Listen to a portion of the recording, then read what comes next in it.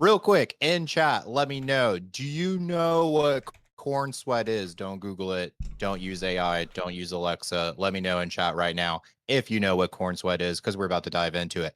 So, with all the recent Superman stuff, obviously the new Superman, the actor that plays Superman, is played by David Corenswet. Corenswet.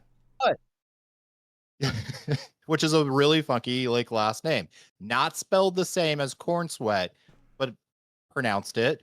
Um, but most people did not know Cornsweat is a real thing, and no, it is not a sex thing.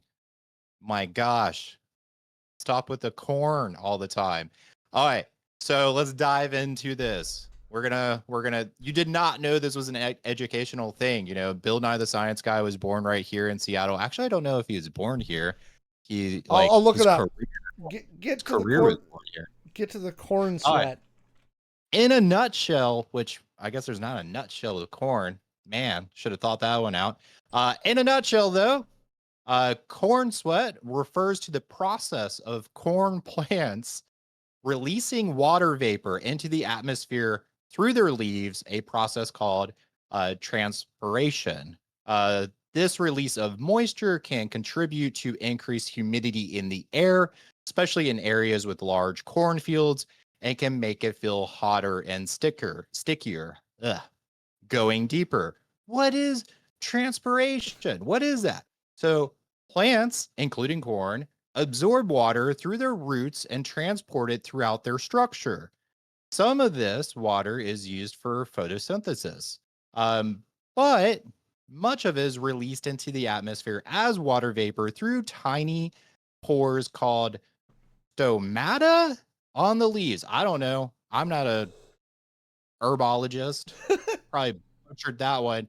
And then obviously humidity and heat. We understand this released water vapor increases the humidity of the surrounding air. Um, when the air is humid, it can make it feel hotter, more uncomfortable because the human's body ability to cool itself through sweating is reduced. And where is corn sweat an issue? So corn sweat is often used in the Midwestern United States, which is probably why I don't think a lot of people have ever heard of this term out here in Seattle because we don't live around cornfields. So, but yeah, there you go. Supposedly it peaks in July and August, which is when the new Superman movie came out, when the world was introduced to corn sweat, aka corn sweat. Huh? Huh?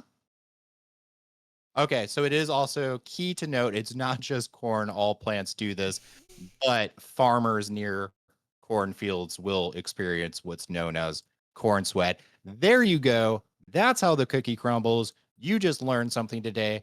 Go impress your friends.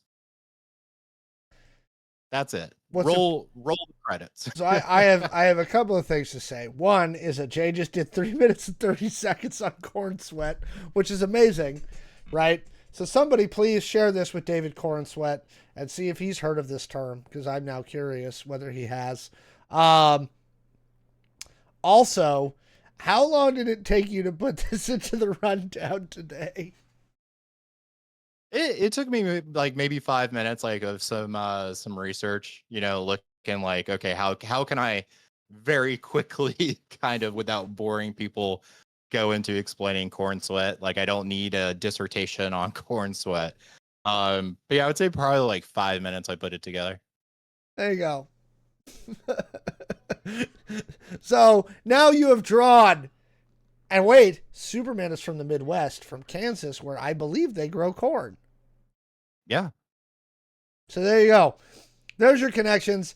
And he fucking Bill Nye it up. By the way, to answer the question from the beginning of the segment, no, Bill Nye was not born in Seattle. He was born in Washington, D.C. before he Oh, moved to Seattle. So he was born in the other Washington, right? The bad Washington, right? So there you go. And now you've learned two things today. You've learned about corn sweat and where Bill Nye the Science Guy was born. So you know what? there. You guys should take that to the bank.